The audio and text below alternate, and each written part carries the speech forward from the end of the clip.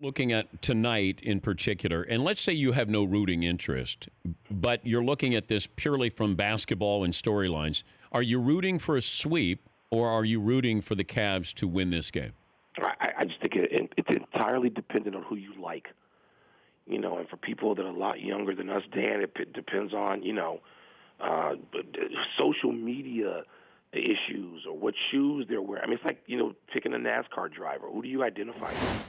I think it's entirely dependent on that, or whether they think the Warriors are villainous because of the way Durant joined them. I mean, people have all their personal reasons, so I don't think there's any sort of universal standard for why anybody's rooting for anybody. I'm sort of rooting for the series to continue, just to justify my absurd position. Apparently, that this couldn't happen. Dan, when people were suggesting 5 games, I was like, hey, listen, LeBron with no Kyrie and no Kevin Love took the Warriors 6 games 2 years ago.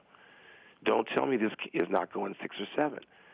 And obviously, I was way wrong, and the people like Jeff Van Gundy who said 5 games, if that, were a lot smarter about anticipating what would happen during this series. So I'm sort of rooting for it to go a little bit, but I love seeing greatness. I mean, that's the thing I appreciate about the NBA. If somebody's great and you can't stop them, I want to see them over and over again. I want to see the sweep because then we're seeing something we've never seen before. The 16-0? Yeah. Yeah. And it also gives us storylines to talk about. We'll talk about this forever because it's amazing how, people are surprised, I guess, that Magic says his Lakers could beat Golden State. Dr. J's 76ers could beat them. I want to know the guy who says, you know what, my team would have no chance against Golden State. I'm waiting for one of these Hall of Fame players to say, like Bill Laimbeer, to say, you know what, bad boys couldn't beat. Then wake me up when that happens because everybody is so territorial and prideful, they think they could beat Golden State. But I'm looking for the sweep because it's historical and it gives us something different than we've ever had, and that is. It does, Dan. I mean, that's perfectly a great thing as well to root for. By the way, I mean, I think look, you've seen the balance of this league over the years. We both have.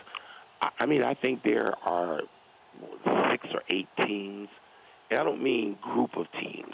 Like people try to say, well, the Pistons, of 3 years. No. You got to pick one season team to compare, and I think there's 5 or 6 teams that would be in the discussion. Maybe more than that. Maybe 6 or 7 teams that would be in the discussion. Whose players ought to think that?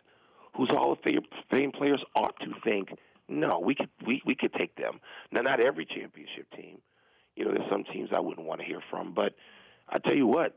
The 76ers of 1983, that's one of the teams. That's the faux team that slipped up and lost a game to Milwaukee. That's one of the teams where I think about it and I'm like, anybody who ever played the game would have trouble against that team.